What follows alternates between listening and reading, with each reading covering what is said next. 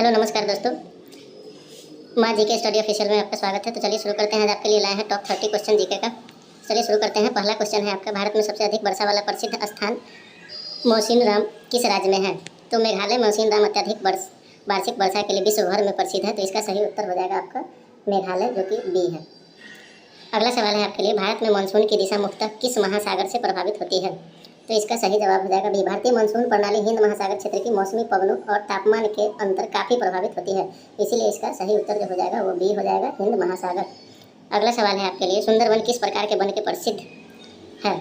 तो सुंदरवन गंगा ब्रह्मपुत्र डेल्टा के स्थित विशाल मैंग्रोव वन क्षेत्र है। इसका सही उत्तर जो होगा वो होगा बी। अगला सवाल है आपका, काजीरंगा राष्ट्रीय उद्यान किस राज्य में है? काजीरंगा एक सींग वाले गैंडे के लिए विश्व प्रसिद्ध है। तो इसका सही उत्तर हो जाएगा Assam, B. Project tiger Bharat में किस वर्ष शुरू किया गया था? तो बाघों के संरक्षण के लिए प्रोजेक्ट टाइगर की शुरुआत 1973 में की गई थी। तो इसका सही उत्तर होगा बी।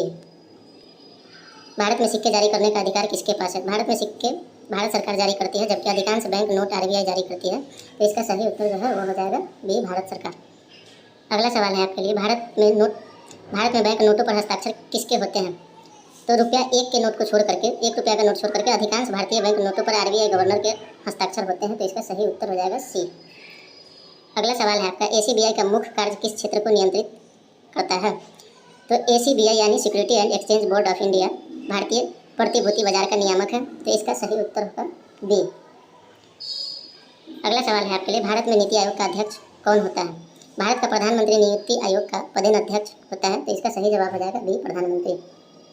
अगला सवाल है आपके लिए, भारत का सबसे ऊंचा जलप्रपात कौन सा माना जाता है? तो कर्नाटक का कुंचिकल जलप्रपात भारत के सबसे ऊंचे जलप्रपात के रूप में माना जाता है। तो इसका सही उत्तर होगा कुंचिकल, जो कि बी है। भारत में सबसे अधिक चाय उत्पादन के लिए कौन सा राज्य प्रसिद्ध है? असम भारत के प्रमुख चाय उत्पादक क्षेत्रों में से एक है और अपनी असम चाय के लिए विश्व प्रसिद्ध है। तो इसका सही उत्तर हो जाएगा बी। अगला सवाल है, बिहार में ग्रीनफील्ड सैटेलाइट टाउनशिप के लिए दीर्घकालीन वित्त पोषण की राशि कितनी बताई गई है? जुलाई 2026 के बिहार सरकार के आधिकारिक अपडेट में 1 लाख करोड़ के दीर्घकालीन वित्त पोषण का उल्लेख किया गया है। तो इसका सही उत्तर हो जाएगा सी, जो कि 1 लाख करोड़ है। अगला सवाल है आपके लिए, बिहार में अपराध से जुड़े मामलों को शीघ्र निष्पादन के लिए कितने फास्ट ट्रैक कोर्ट बनाने की घोषणा की गई है? बिहार सरकार ने अपराध से जुड़े मामले के शीघ्र निष्पादन के लिए 100 फास्ट ट्रैक कोर्ट के गठन की घोषणा की है। इसका सही उत्तर हो जाएगा सी, 100। अगला सवाल है, जो कि बिहार में 15 अगस्त 2026 से किस प्रकार के अस्पतालों से अनावश्यक रेफरल पर रोक लगाने का निर्देश दिया गया है? तो 15 अगस्त 2026 से अनुमंडलीय और जिला अस्पतालों से मेडिकल कॉलेज में अनावश्यक रेफरल पर रोक लगाने का निर्देश दिया गया है। तो इसका सही उत्तर हो जाएगा डी। अगला सवाल है आपके लिए, बिहार में 2026 में किस प्रकार के विश्वविद्यालय की स्थापना की घोषणा मुजफ्फरपुर में हुई थी? मुजफ्फरपुर में आर्किटेक्चर एवं सिविल इंजीनियरिंग विश्वविद्यालय स्थापित करने की घोषणा जुलाई 2026 में की गई थी। तो इसका सही उत्तर हो जाएगा सी, आर्किटेक्चर एवं सिविल इंजीनियर की विश्वविद्यालय। अगला सवाल है, बिहार के सभी बीएड कॉलेज में चरणबद्ध तरीके से क्या खोलने की घोषणा की गई है? जुलाई 2026 के बिहार सरकार के अपडेट में सभी बीएड कॉलेजों में चरणबद्ध तरीका से डिग्री कॉलेज खोलने की घोषणा की गई थी। तो इसका सही उत्तर हो जाएगा आपका बी, जो कि डिग्री कॉलेज है। अगला सवाल है, बिहार में शनिवार को सरकारी विद्यालयों में किस प्रकार की पढ़ाई की घोषणा की गई है? तो बिहार में सरकार ने जुलाई 2026 में शनिवार को सरकारी विद्यालयों में हाफ डे की पढ़ाई की घोषणा शुरू की गई है। तो इसका सही उत्तर हो जाएगा बी। 18 है सवाल नंबर आपका, वर्ष 2026 के पद पुरस्कार किसने प्रदान किए हैं? तो राष्ट्रपति द्रौपदी मुर्मू ने 25 मई 2026 को राष्ट्रपति भवन में पद्मा अवार्ड 2026 के सिविल इन्वेस्टिगेशन सेरेमनी में पुरस्कार प्रदान किए हैं। तो हो जाएगा सही उत्तर बी, राष्ट्रपति द्रौपदी मुर्मू। पद्मा अवार्ड 2026 के सिविल इन्वेस्टर सेरेमनी में कुल कितने पुरस्कार प्रदान किए गए हैं? पहले सिविल इन्वेस्टर सेरेमनी में कुल 66 पुरस्कार प्रदान किए गए हैं, जिनमें 2 पद्म भूषण, 6 पद्म भूषण और 18 पद्मश्री शामिल थे। 66 हो जाएगा इसका सही उत्तर बी। 2026 में तेंजिंग नोर्जी नेशनल एडवेंचर अवार्ड में कितने मुख्य श्रेणी थे? पुरस्कार की 4 श्रेणियाँ थी, जो कि लैंड एडवेंचर, वाटर सी एडवेंचर, एयर एडवेंचर और लाइफ टाइम एडवेंचर अचीवमेंट है। तो टोटल आपका 4 हो जाएंगे, जो कि सी। तेंजिंग नोर्जे नेशनल एडवेंचर अवार्ड में पुरस्कार राशि कितनी है? तेंजिंग नोर्जे नेशनल एडवेंचर अवार्ड में के साथ 15 लाख की पुरस्कार राशि दी जाती है। तो इसका सही उत्तर हो जाएगा सी। भारत का सर्वोच्च साहसिक खेल सम्मान किसके नाम पर है? तेंजिंग नोर्जे नेशनल एडवेंचर अवार्ड साहसिक गतिविधियों के उत्कृष्ट उपलब्धियों को सम्मानित करता है। तेंजिंग नार्गो इसका सही उत्तर हो जाएगा, जो कि है सी। अगला सवाल है, भारत के संविधान में मौलिक कर्तव्यों की वर्तमान संख्या कितनी है? तो मूल रूप से 10 मौलिक कर्तव्य के 86वें संविधान संशोधन के बाद 11वां मौलिक कर्तव्य जोड़ा गया है। तो इसका सही उत्तर हो जाएगा सी। अगला सवाल है आपका, भारत में शिक्षा का अधिकार किस अनुच्छेद के अंतर्गत आता है?